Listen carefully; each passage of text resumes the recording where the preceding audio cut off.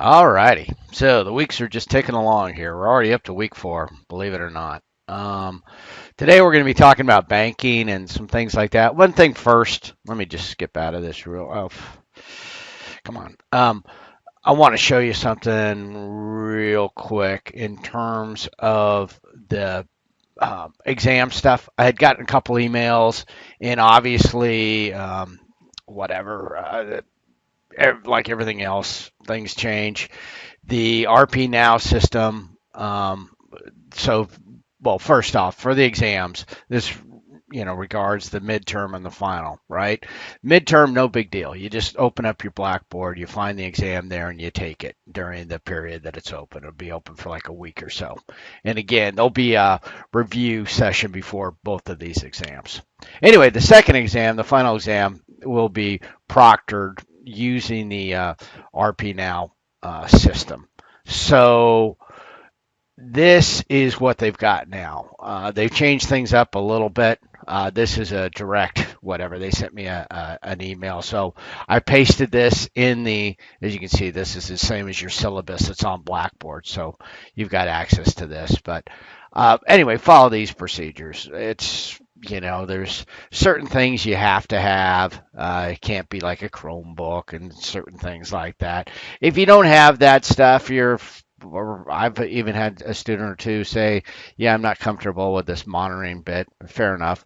Then go back to like an old school kind of proctor, and then I send an exam or do whatever. So anyway, that's all up to you. But this is the new procedure. So anyway, they changed the process, and um, obviously some students tried to follow the process that I had listed in the syllabus, and go figure, it's no longer current, which is kind of applicable to everything we're going to talk about today. We're going to talk about banking stuff, and my God, it's like everything else, nothing stays the same. So we're going to, in essence, part of the homework for this is going to be to find out what bank is best for you in terms of, convenience and rates and everything else. But it's not like, okay, you selected your bank and you're good to go for the rest of your life. Banks change continually, and the rates change, and services change, and complacency, and it's like everything's got a kind of a shelf life or an expiration date with especially with companies, with startup companies. They start up and they're great and they're responsive and they really have some good value, and then they get kind of I mean, and then sometimes it's even the same company. Like PayPal at first was, not that it's a bank, but a financial services type thing. They were kind of cool and responsive. Now they're just, I don't even like to deal with them, and their fees are high. Now there's Venmo, which you think, oh wow, that's new and different. No, Venmo's owned by PayPal, unfortunately, but for this period of time, whether it be 2, 3 years, however long it's going to last, they're actually pretty good. And anyway, don't expect that to last. So um, banks are something you need to hold kind of your liquid money. Do not, and again, some of this is opinion stuff, but believe me, a good strategy is to not keep large sums of money in a regular bank, because number one, it's not a good strategy in terms of having all that money available. It's kind of, burn a hole in your pocket. And when you see that huge balance, you'd be tempted to reach in there for, long-term savings goals. Also, because of the volume of the transactions and just the propensity for fraud. I have a account with a couple different banks. One is Alaska USA. Anybody who's got an account with them, probably even if you don't have an account with them, it's just an endless barrage of spam, mainly coming via text. People trying to get in your Alaska USA account, and so anyway, anything, and it's nothing against Alaska USA. Obviously, they're not the ones responsible for it, but just with the prevalence of identity theft, I just been getting hammered. Especially, it seems like it's gotten worse during COVID, and I get all the money back, but it's just such a nuisance, and it could be scary if you had bigger money in there. Now, with the brokerage firms and the other things where you should put your investments and larger sums of money, doesn't really seem like that's happening. And because you can do all the two-party authentication, all that, or second factor, or whatever you want to call it, authentication, that would be a hassle on a regular checking account, perhaps, but not a big deal with accounts that you don't have much movement in. So, anyway, so when you look at banks, yeah, commercial banks, financial institutions, so uh, there is a whole range of banks. Like if you're watching a financial channel, they'll talk about the banking sector, and they're really not talking about the consumer banks. I don't even like the term commercial banks because in my mind the commercial banks are the big boys, the Goldman Sachs or whatever, the big institutional ones that really organize things for corporations and do, stock sales, mergers, acquisitions, all that kind of stuff. And then you've got and sometimes these can be, something like, say, Bank of America. They can be involved with everything down to the consumer level. But, and even some of these huge, you know, Chase, for example, has got stuff down at the consumer level, but they also have a huge, segment that's up at the business level. But anyway, for what we're talking about the smaller banks that you deal with as a consumer on a day-to-day basis. They do have some insurance. Yeah, but actually, it's funny. Some of the money market accounts now on the brokerage firms have also insurance concepts going, so not such a big deal. But anyway, you'll check and see what's available. So savings institutions, credit unions, these guys, the authors of the book, are going to get wrapped up in the difference between all these different institutions at the consumer level. And to tell you the truth, not, I don't know. I mean, I'm sure there's probably some of you who work at credit unions or work at banks, and it used to be a big deal. And I mean, many years ago, before my time, even like whatever, when they did deregulation back it was probably all the way back to Reagan. So we're talking, late 70s or so. Anyway, where they changed the rules where the credit unions and the savings things and the regular banks could do the same types of transactions.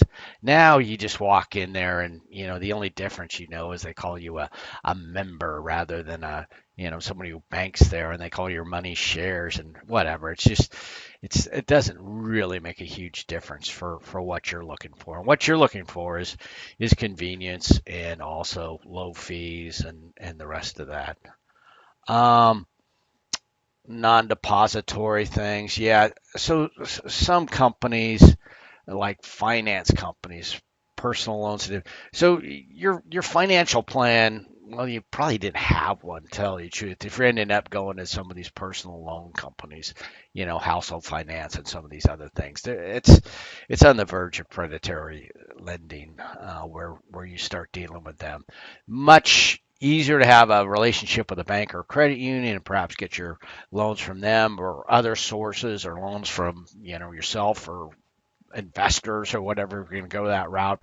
But to go to a finance company to keep up with your bills is something's gone wrong in your planning there. Securities firms.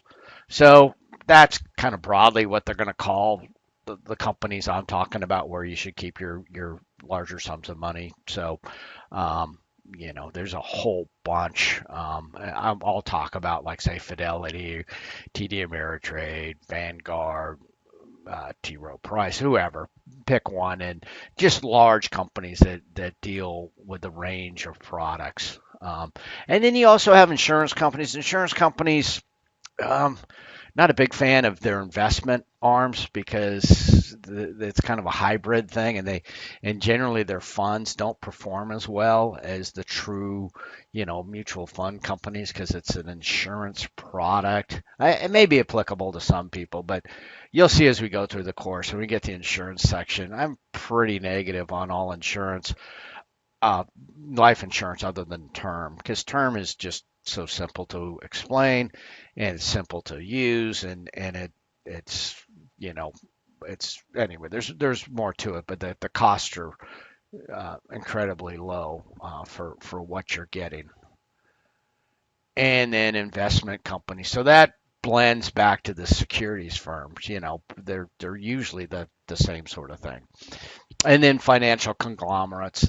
There are some of the big boys, um, but these are not names you really associate with great customer service and the rest of it. They try to change, but I anyway, obviously if you've got a Alaska Airlines credit card, you're dealing with Bank of America already, and you know maybe they'll get better. Um, so this is how financial institutions work. I mean, but again, there's nothing to prevent the companies from changing continually and offering an array of services, or maybe their securities section is good, but their banking is not convenient for you. Obviously, Bank of America up here, you wouldn't have a branch. Now you could obviously do an online thing if they incentivize it. My primary bank is actually a military bank out of Texas, and they don't do a lot of things well, but the banking section is actually pretty good, and they do things like every time I use an ATM card, they always refund it. I mean, whatever the fee is, and you go to a stupid gas station and you charge it $4 to pull money out. I absolutely don't care because whatever that fee is gets refunded by the bank directly to me. So maybe they try to recoup some of that because it seems a bit exorbitant. And then they also pay me, like, yeah, I don't use debit cards so much anymore, but if you do use a debit card, they, pay you 15 cents per transaction and things like that. So they, in that aspect, it ended up being better. And then there's also things about crediting accounts. This bank in particular, I get some uh, military retirement type stuff, and they put the money in my bank at least one day ahead of time as compared to the banks I was using up here in Alaska. And it's like, it's my money. The bank, they all clearly get it at the same time, but the banks up here seem to hold it for an extra day, which, you know, anyway. And then insurance subsidy. Yeah, I'm not a big fan of blending the insurance stuff. I keep insurance quite simple. In fact, again, relating to life insurance, I'm at a point in my life where I don't need life insurance anymore because it'd be super expensive, number one. And then number two, the number of people reliant upon me, which is the reason you have life insurance, is not there. I mean, kids have gone to college, kids have done that stuff, own houses.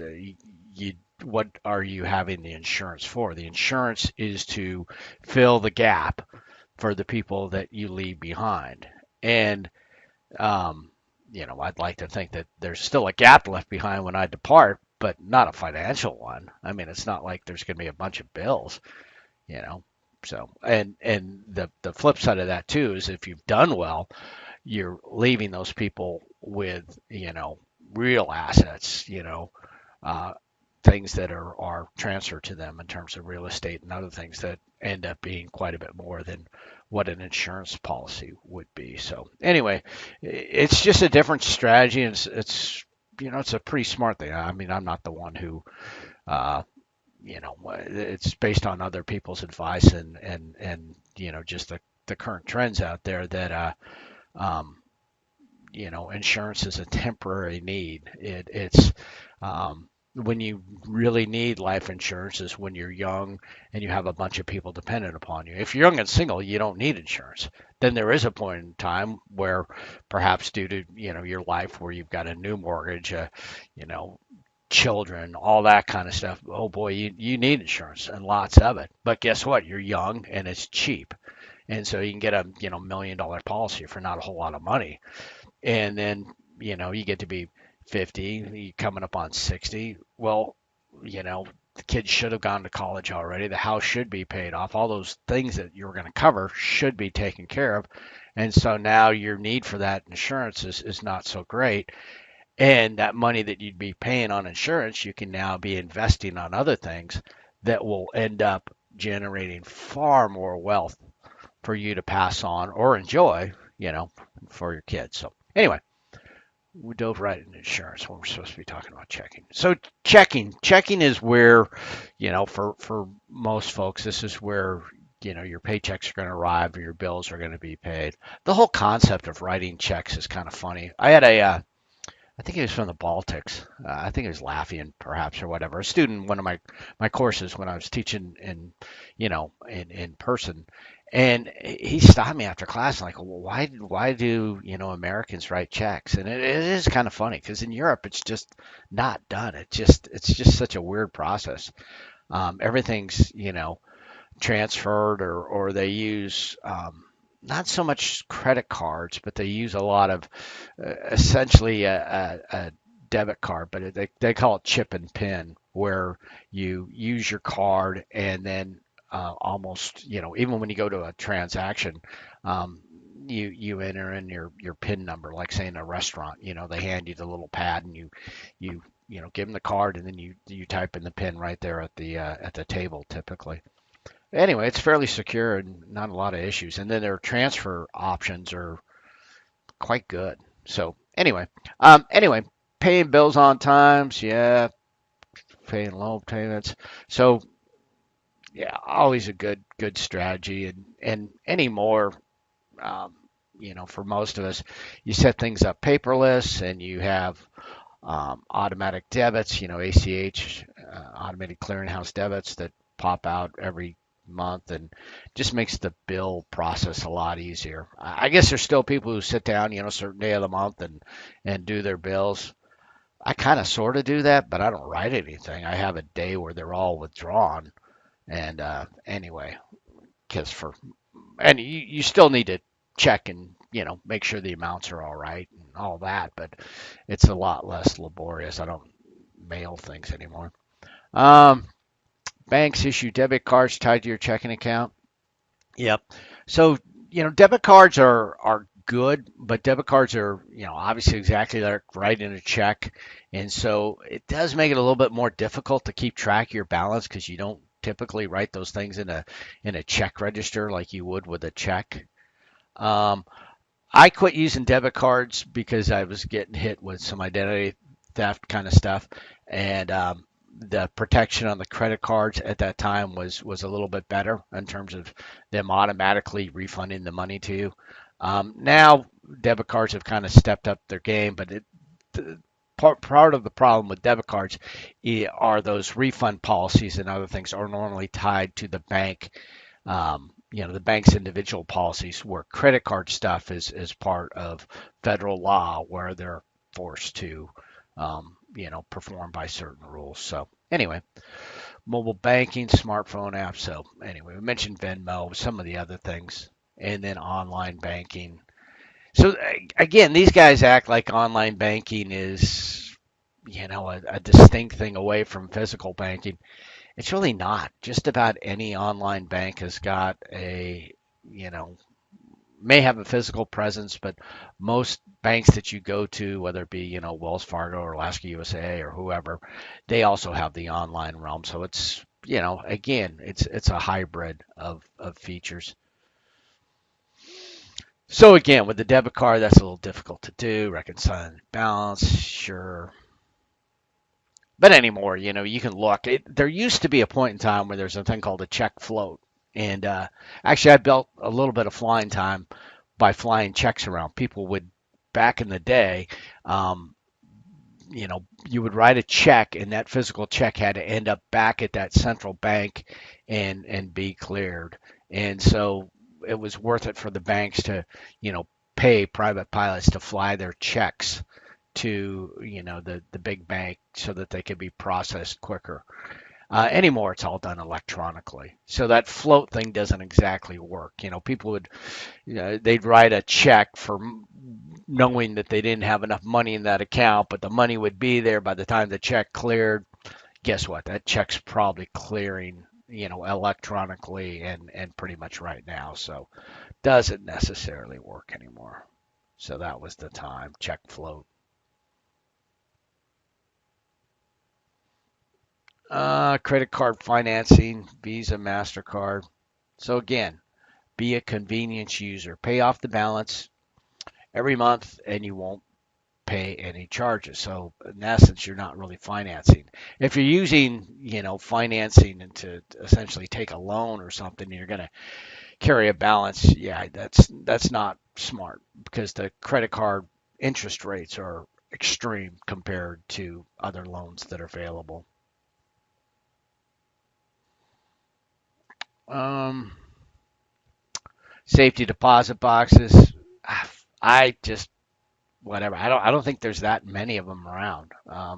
If there's certainly not one per customer, and you're having to pay a fee for it. It's almost like the storage containers where these people, put their whatever, you know, valuable stuff in a storage container, and then they or in a storage unit, and they pay a phenomenal amount of money for year after year, and then it ends up just being kind of junk. So anyway, most folks up here have a safe or a gun safe.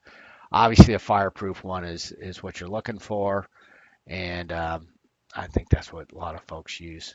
And then ATMs. So ATM,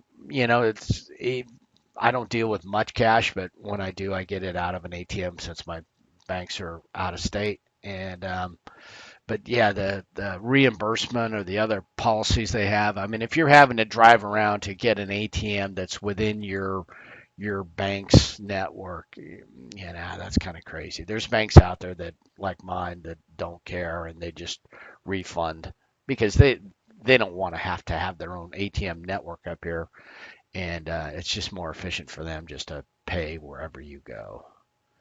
Cashier's check. So what happens? Say somebody writes you a check for something. There's a bit of trust involved. I always take checks, just because I mean it kind of shows a little bit of trust to the customer, and so I get checks for equipment or you know puppies or whatever I happen to be selling. I've never ever had an issue, but I did sell a pretty large piece of equipment and not that much, but anyway, the guy gave me a cashier's check, and the way a cashier's check is supposed to work is that with a normal check, let's say you're going to write a check for, well, 21 grand. Uh, you can just write that check right now. There's no assurance that you actually have the 21,000 in that account to cover it. If you want, and this, a seller may insist upon this, they'll say, I need a cashier's check. What that means is that person has to obviously have the 21,000 in their account because they're going to go to the bank and they're going to have the bank print out a check for them verifying that 21,000 is in that account. In fact, they're going to put a hold on those funds as if that check is, you know, going to be clearing shortly. And so you can be more assured that money is in there. So, but again, I basically walked out of a bank up here because I took a cashier's check to them to deposit in my account, and they said, yeah, we're going to put a 3-day hold on the funds that you're depositing today. I'm like, well, it's a cashier's check. The funds are guaranteed to be there. And they said, well, no, it's just our policy. It's like, yeah, that's basically a scam. So I went to another bank up here and they said, no, it's a cashier's check. They're available immediately. I'm like, right. So you have kind of a common understanding, but banks will do silly things because, and let's go figure, they're always in their advantage, not the advantage of the customer. So anyway, different reasons you may find yourself going from one bank to another. A money order. So money order, there's a whole range of people out there in the world that would be called unbanked, and you'll see like certain services pop up at Walmart where they're, getting money orders or remittances or other things for people that literally don't have bank accounts. And a money order is one of those things. If you're a normal, if you've got a normal financial life going, you should not encounter money orders very often. And maybe you're dealing with scammers and they want a Western Union transfer or some other weird kind of thing that is pretty indicative that the person you're dealing with is maybe not on the up and up. The one exception to money orders is for some reason the State Department, at least last time I got my passport, They insisted upon a money order, but they're available. But it's just a funny thing, you go there and you buy say $100 money order. It can be whatever amount, but they're going to charge you like 102 or something like that, and it's the money is good to go, but it's just not a common thing anymore. Traveler's checks, yeah. I've seen this. I don't know where it was, Bulgaria or something. I was in the middle of nowhere in some village, and I had my credit card, and I'm just rolling right along and enjoying it. It was actually, it was there on a work trip, and then it turned out to be, whatever kind of a pleasure trip after that. But there were some legit tourists there. They had their traveler's checks. And this is supposed to be the occasion where that's what you want, the traveler's check, because they're accepted everywhere. Yeah, until they aren't. And these poor folks were kind of screwed because the traveler's checks, you just don't see them that often. They used to be a big deal, again, back in the day, but not so much. The little, ATM, Geldemats, Caja Automático. My Spanish is horrible. But anyway, ATM or some sort of variant is available all over. Make sure, you let your credit card company know, that you're going to be traveling to whatever country so they don't lock your card thinking that it's, some unauthorized thing. But you do that before you go and, maybe have a backup card or two, but you should be fine. I was in Cuba one time, and that was a problem because they don't do anything. If you're Canadian, they're good to go, but U.S. and Cuba, not so much. So that was kind of scary because you came in there with cash, and that's all you have for the entire trip. And so you really had to budget because if you were out of money, you were out of money. But anyway, other than Cuba, I think you're fine. Selecting a financial institution. So this is going to be part of the homework kind of thing. Convenience, their online presence, deposit rates and insurance. I don't care. I absolutely, they'll pay me some fractional interest rate, but there'd be all these limits to how much money I got to keep in there. And when inflation is booming along at least 7%, and they're paying me point 0.1 something or point 0, it's a joke. So no, I'll keep not large sums of money in that account, so it just doesn't matter. The interest rate would be minimal anyway, and I'm not going to put up with the rest of it.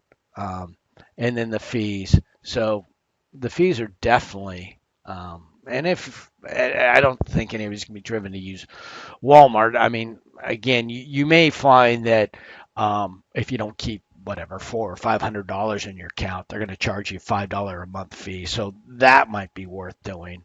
But yeah, if your bank's charging you, higher than competitive fees, then find another bank. So interest rates, not such a big deal. Certificates of deposit. Certificates of deposit, what that means is the bank would like to hold your money for a longer amount of time. So typically the highest interest rates are given when you commit to leaving your money with them for a longer period of time. And a certificate of deposit is one of those vehicles. So you may have to leave your money at whatever interest rate, leave it with them for like 5 years to get that rate. And again, the rates aren't that competitive. I mean, I kind of wish I would have had my money in a CD rather than the stock market lately, but in the long term, the market will rebound and the rest of that will come back. Risk-free rate of return, guaranteed for a specific time. So, yeah, your money is not going to go down in a CD, although it will get eroded by inflation. Risk premium. So this is if you're doing some sort of investing where there's, if you're getting say 20% interest, there's a rate because you're exposed to more risk. Now, if you're investing with the government, those funds and some of the CDs and other things are not going to go down, but they're not going to go up by very much. That's how banks work. Financial institutions loan money at a higher rate than they pay depositors. Yeah. And then if you have poor credit, so like if you see a place like that's, selling vehicles or something, and they'll take all, even if you have bad credit. Well, if you have good credit, that's probably not the place you want to go because they're having to charge higher rates to compensate for kind of the deadbeats out there. Now, they usually will have, better loan rates. Your loan rate may be, I don't know, 3, 5% or something if you're, somebody with excellent credit that they're trying to entice as a customer. But if you're, kind of a deadbeat at going to some used car place, they could charge you super high rates. I had a friend who he was just loaning a used car guy money. He would loan this guy money to re-lend out to people who are buying cars, and he was paying my friend 20% per month. Well, 20%, annually, but he was giving them payments every month.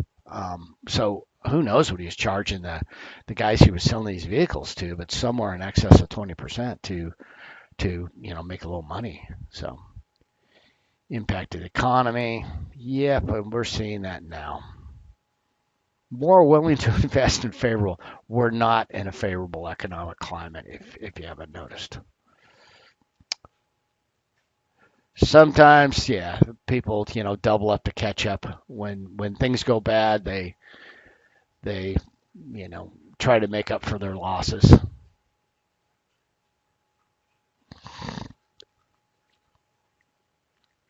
And then risk tolerance. So you don't have to have all your money in one place. But right now, this could certainly be a buying opportunity for the stock market, for crypto, for other things. But it definitely is a gut check because things could and probably will go lower. So, government securities, Treasury-backed securities, those are kind of well, it sounds stupid to say the gold standard because it's not necessarily tied to gold anymore, but they are, represent very, very low risk. They're backed by the full faith and credit of the U.S. government. So they're essentially evaluated as being risk-free. And so correspondingly, they're not going to pay much in the way of interest because you're not taking much risk. Now you get into like junk bonds and things like that, they're going to pay a huge interest or dividend because they have to because you're exposing yourself to a lot of risk. So anyway, it's somewhere on that spectrum is where you want to be, and on either extreme is probably not the best choice. Yeah, you can look at all this stuff online, loan rates, all sorts of websites out there. We'll look at a couple bank rate and a couple other things.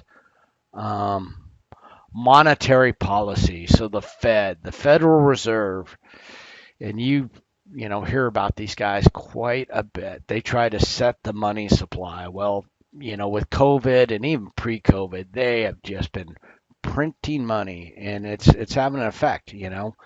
There's always a theory that it increases inflation, and go figure. Yeah, they're right. Inflation is booming. So the Federal Reserve, it's pseudo government agency. Um, they have governors, and there's some interaction in terms of who's appointed to the Fed and the rest of that. So they're connected with the federal government. Um, but they try to control the economy by adjusting interest rates either higher or lower. And they try to, control inflation in that manner. Pause.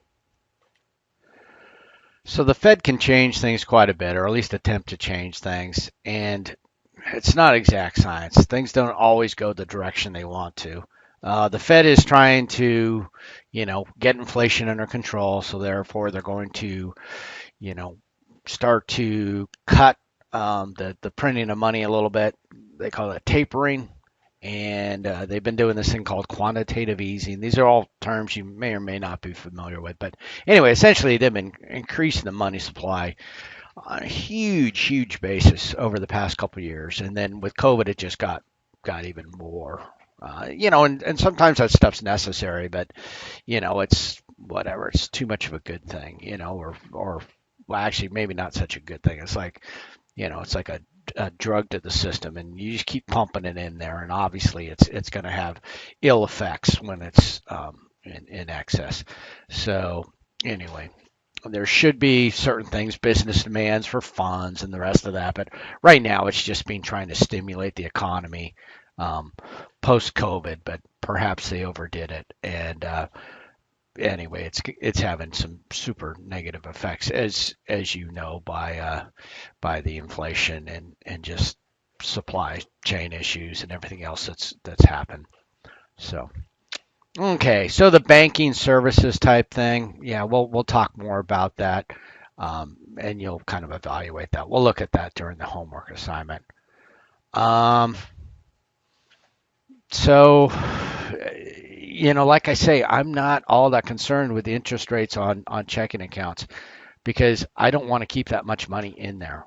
I want the fees are going to be so much more, well, in terms of amount, they're going to be quite a bit more relevant. If I'm not keeping that much money in there, I don't need to worry about that. What I'm looking for out of a bank is convenience, location, liquidity.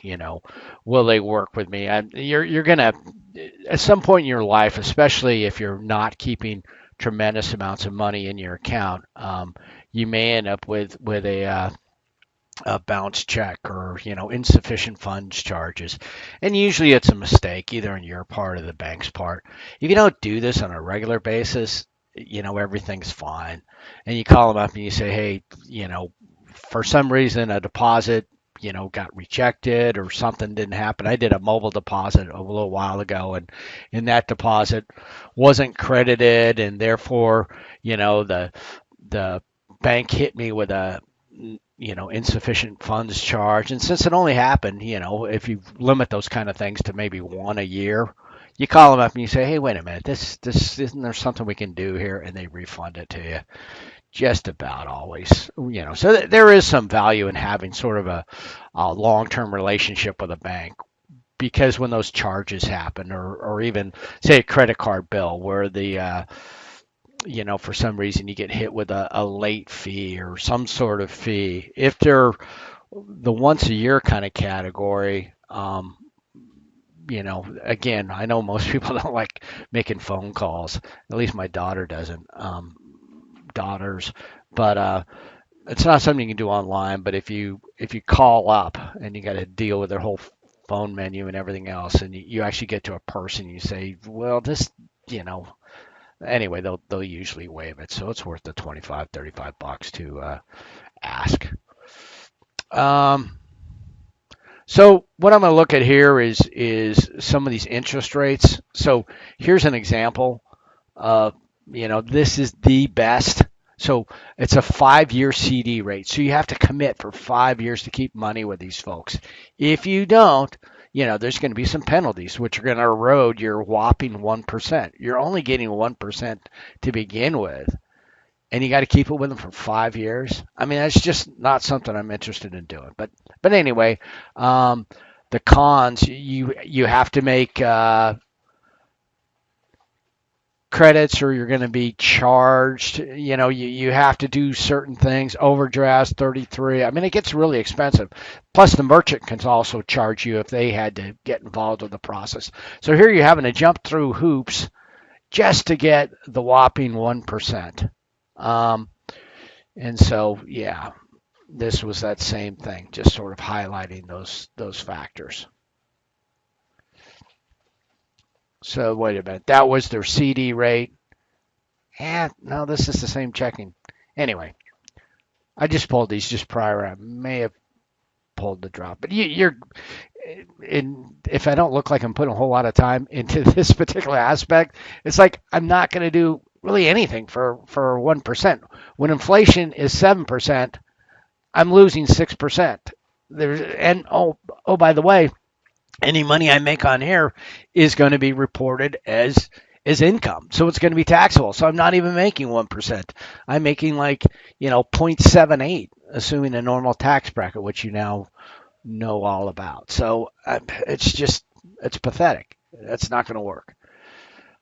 This is how inflation was, and actually inflation of late had been quite low, because 3% was kind of what people thought.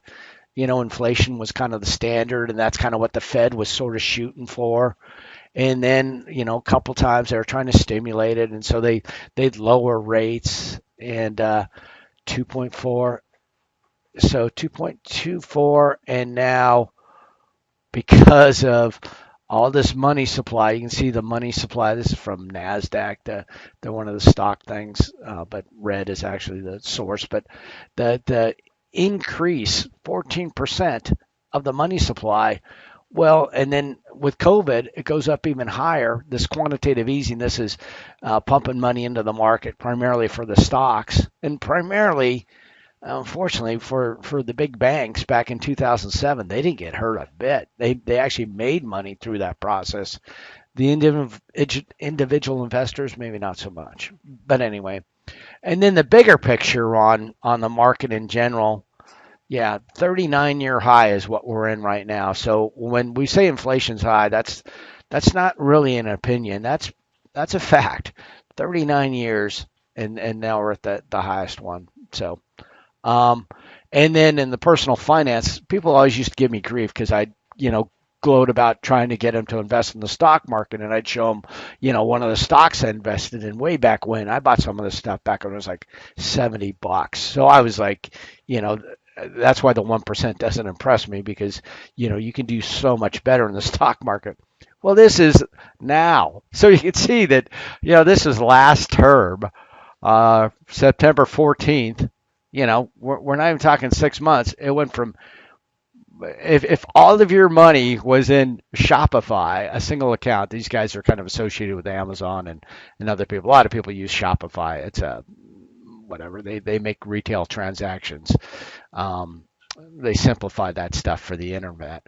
But you can see what's happened in the market. Just slaughtered. It's not down 50%, but it's going to be pretty soon.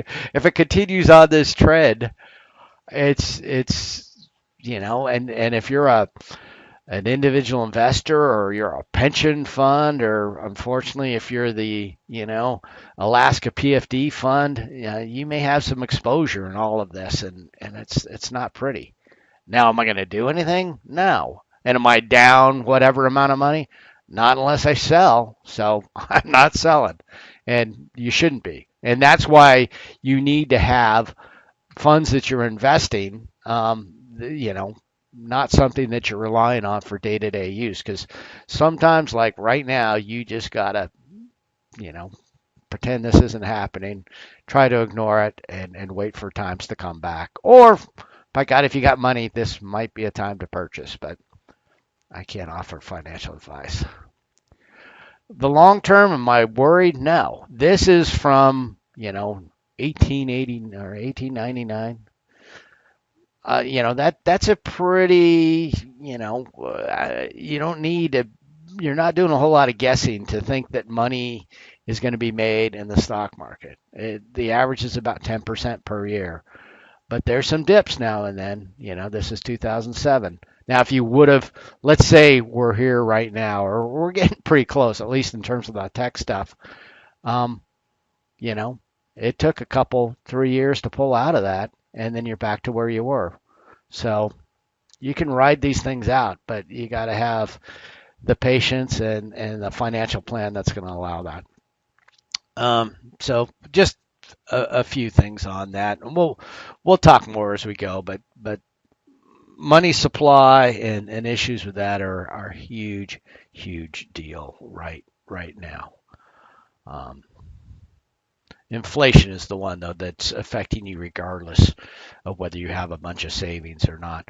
Theoretically, if you have a bunch of money on loan, you're in a great place because with inflation rates going up, that money you're paying back is worth a lot less than the money you borrowed from them originally. So it's kind of, convoluted logic, but it does work for some people.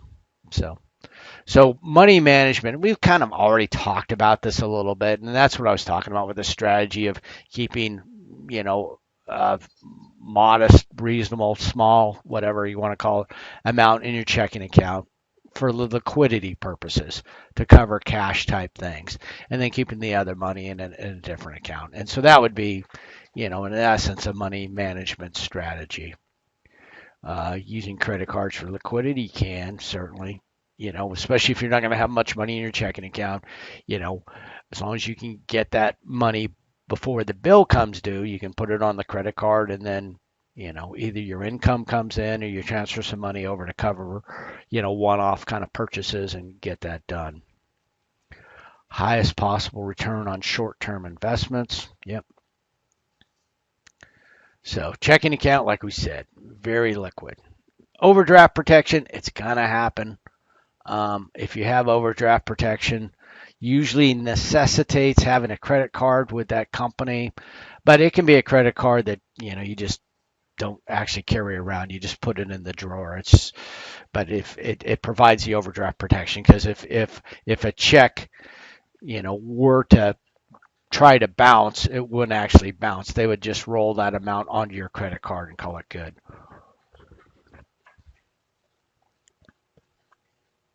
Stop payment.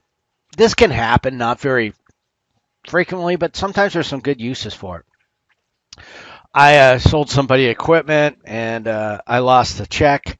They'd written me the check, and again, if you're dealing with people and good customers, Alaska being a small state, you just be honest with you. People say, yeah, I don't know what I did with that check that you wrote me. Um, and there's a stop payment fee typically. So, I told the people, I said, look, I'll pay $5 or whatever. Can you put a stop payment on that check? And then, next week, just for their comfort or whatever, write me another check for the amount. And they're fine with it, because if they put a stop payment on that check, you go to the bank and you say, okay, I wrote whatever check and I want to put a stop payment on it. That check is in essence canceled. Okay. And so if that check is presented, it will not be on, or it'll be basically bounced. So if I found that check and tried to cash it, yeah, I've definitely done a criminal act in that point, because I requested a stop payment put on it. Or if you write a check to somebody and, the it ends up being the thing was fraudulent or wasn't as advertised or whatever, you could put a stop payment on it. But with the clearing, if they've taken it to the bank, it's probably already happened. And if it is legitimate, if it's just some argument between the two of you, and you put a stop payment on that check, yeah, now again, you've done something criminal. So it just doesn't occur very often anymore. Direct deposit, I think most of us are familiar with that.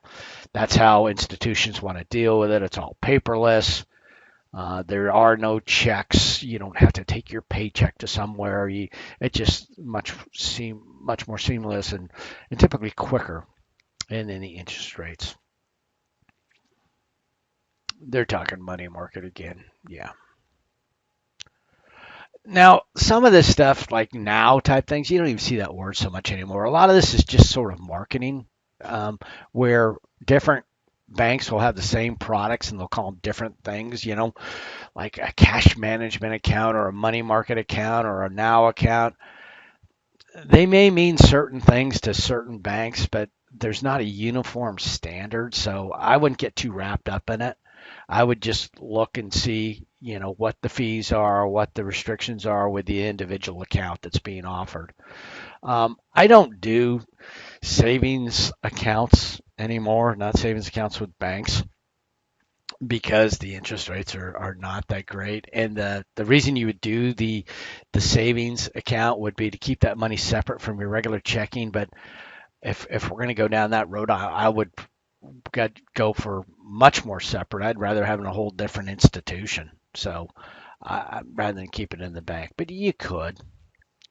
And again, I had a checking account. Well, actually, I noticed I had a credit card bill it's one of these credit cards that I did not use, and all of a sudden it's got a balance on it, and then all of a sudden it's got a late payment charge on it, and I come to find out that somebody, some lady in Florida, had associated her cable bill with my savings account, and it was a savings account I never kept track of. Anyway, it didn't have very much money on it, and it started debiting that savings account till finally it put it in a negative balance situation, and so the overdraft started charging on that credit card, and the whole thing just spiraled.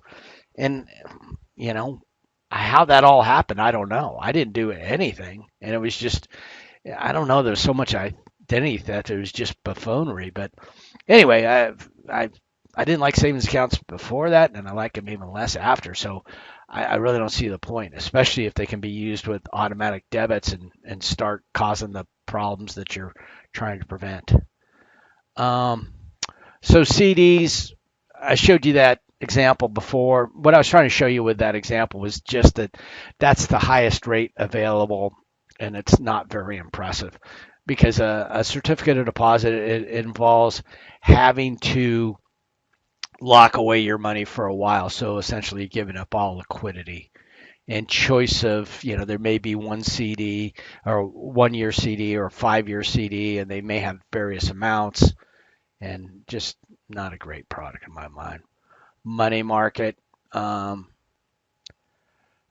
again, these things I do have money markets or cash management accounts or whatever, but they're associated with the brokerage, and so I don't find them under the bank. I find them under the actual brokerage that I'm dealing with. And then Treasury securities, T-bills, and savings bonds, and all these other things.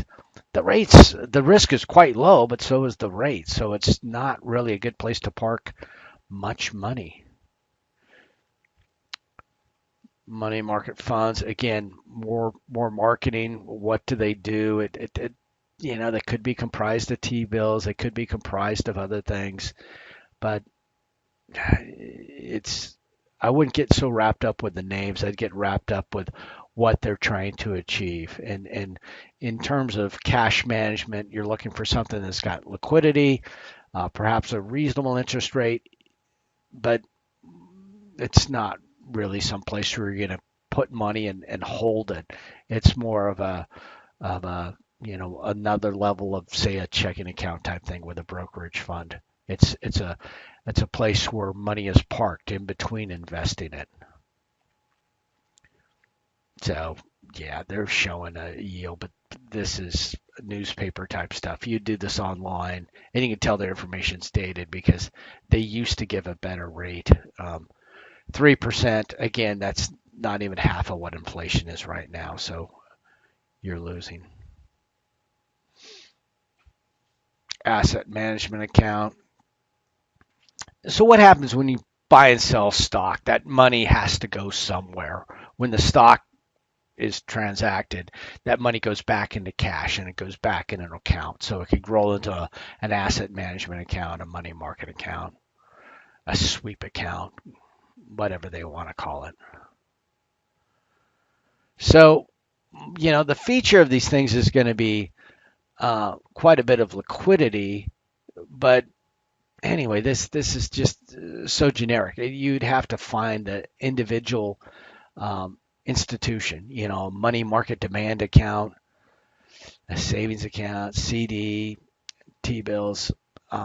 Anyway, we'll look at some individual companies at the end of this, just so you get an idea of what's available out there. And the theory being that you should get a higher return, and liquidity is related to that, right? So if you need and want the most liquidity, don't expect to have much of a return. If you want to lock up your money for, in this case, 1 year, then your return should be, commensurate with that. But again, it's not, the amounts are not that high. The same thing with credit risk, interest risk, liquidity risk. So just the different risks that the bank is exposed to interest rate risk means that if you lock up money in a CD for, say, 5 years, the risk that you're taking is that rates could change over those 5 years. And so you're committed to keeping your money at that rate for 5 years. So if you're willing to do that, they're willing to pay you a little bit more. The credit risk is the actual risk that, people are going to flake out. And liquidity is just has to deal with access to the funds. I don't know that I go to CNN for much of anything, but there's lots of items out there. Sorry about that. Puppy skirmish.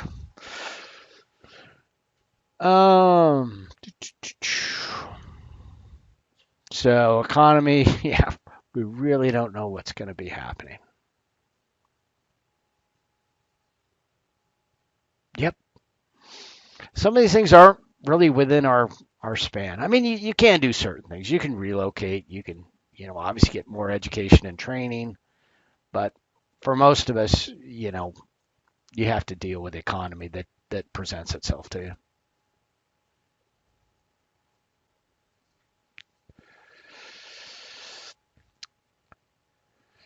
Yeah.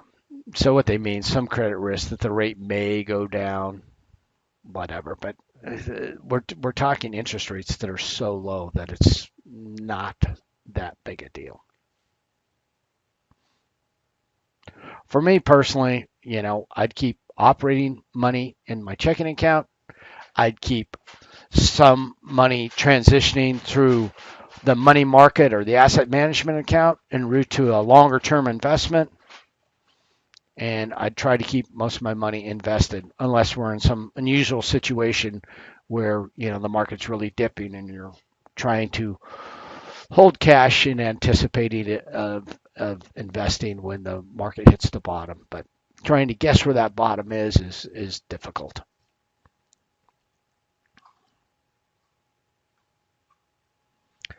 These guys are uber conservative, resist the temptation to invest in favor of stocks. Um, yeah, whatever. There is risk involved by doing nothing. If you keep your money all in cash, that's not necessarily the safe place. That's a way to lock in that 7% loss each year in terms of the effect of inflation. So I'm not saying you've got great options out there, but the most conservative, the safest option might not be the best. Um, don't forget too that real estate is not a bad way to go either. There may be a pullback in real estate prices, yeah, but probably not much. There are some super speculative areas of the country where they had these rapid fluctuations, but probably not Alaska. So, real estate is not a bad way to go.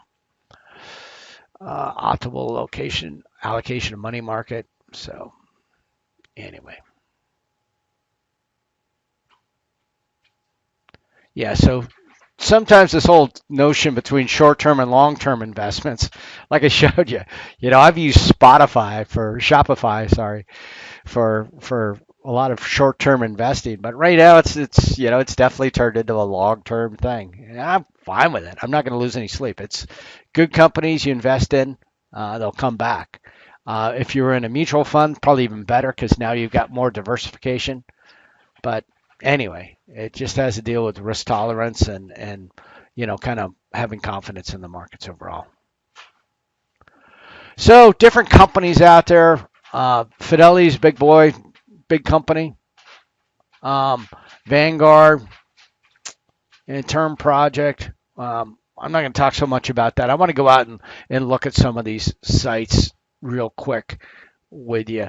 So if we just go to, I've got accounts with some of these guys. I don't want to bring up. Let's just talk T. Rowe Price. I haven't mentioned them. Big company. They're always going to have the flashy pages and stuff. Personal investing. They're obviously going to want you to establish an account at some point, but you can come in here for general investing. You can get a whole bunch of information to set up, for your term project.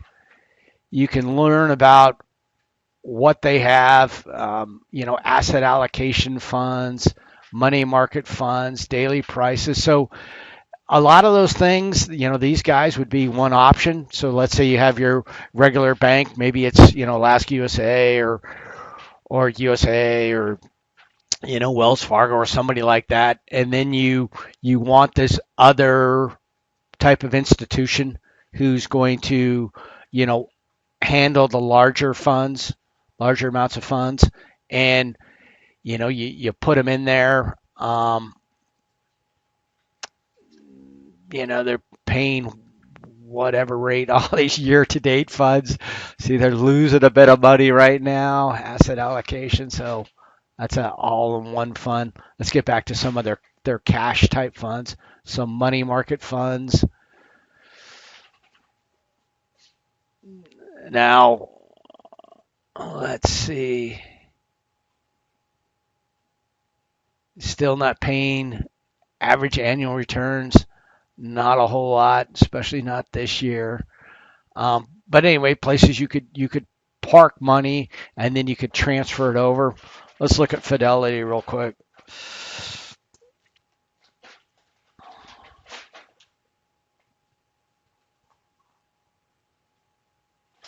Again, I'm not telling you to create accounts with all these people. You can get access to pretty much everything you want, outside of the firewall. But if you're trying to do again that um, term paper, and you remember me saying something about if you're going to save for college, use a 529 plan. Here's the whole thing. They'll give you an overview. They'll tell you what's going on. Sometimes the states have individual plans that kind of, sweeten the deal, make it a little bit more advantageous. But there's and you can move from state to state and whatever configure the plan for that individual state. But pretty much any financial product you're looking for, mutual funds, which are a collection of equity funds, retirement stuff, which could be comprised of mutual funds, trading individual stocks, bonds and CDs, exchange traded funds. If you wanted to get into options, you could do that. Sustainable investing. So again, companies that they think are going to be, good for the environment or whatever. Sometimes they are, sometimes they're, more marketing hype, but you have to do your due diligence to sort that out. Cash management and credit cards. So this is almost like a banking type thing that we're talking about. And you could have, you could use these guys essentially for your banking. 529 health savings account. Anyway, whatever you want to do, they've kind of got that. Let's look in this one. You can get a credit card with folks, most any one of these brokerage accounts. ATMs, bill pay, automatic investments. You could do it that way. Now you'd kind of be going against the strategy I was saying about having kind of a firewall, having your banking things with one company and your investments with another. But if you want to essentially vertically integrate with a single company, you could do that as well. Let's look at one more. TD Ameritrade. I think they originally started in Canada, but now they seem to be big presence in Omaha. But same type of thing. It all kind of looks the same after a while. Mutual funds, futures, managed portfolios, cash management. But these guys are going to be competitive. No fees, unlimited check writing, free. So if you're paying, I don't know, $5-10 and you're paying ATM fees, there's alternatives out there. But as I say, these are all good companies at the time of this lecture. Will things change in a couple of years? Perhaps. It's funny. I was looking at a company on here, and I think it was on Bankrate, and it was talking about the best bank at this current time was a company called Ally Bank, which is kind of hilarious. They were saying it was the best bank. Yep, Ally Bank. So the reason why this company is called Ally Bank is it used to be called GMAC, General Motors Acceptance Corporation. Their their consumer whatever their brand loyalty was negative. It was so horrific that they just changed their name altogether, which is kind of unprecedented for a large bank just to say, yeah, we've got such a horrible reputation that we're just going to change our name altogether and put a happy face. Apparently, it worked for them, but years ago when it was GMAC, they were known as the absolute worst, and they knew it themselves. The fact that they changed their name and abandoned all of that. So maybe they're good now. 5 years from now, will they be back at the bottom? Who knows? But nothing is static. Everything changes. Okay. So the project, yeah, I mean, we talked a little bit about it. It's not that difficult. Go through here, make it kind of a checklist, and look at the items. And then for the homework, people are they're looking for something in the book. No, this is not in the book. What you're going to do is you're going to decide what kind of works for you, and go for it. I've got a puppy attacking a bag here, so I think the lecture's coming to an end. I can't seem to get this noise to stop. All right, so figure out your bank, look at the fees, look at what, and I'm not trying to get you to switch banks, and I have nothing against the local banks, although I probably made it sound like that. I'm just saying make them earn your business. If they're charging you fees and there's other places that are not, then, switch accounts, and maybe they'll lose enough accounts where they become more responsive and less costly to their investors. But anyway, make sure that the bank is working for you. All right, that'll be it for today.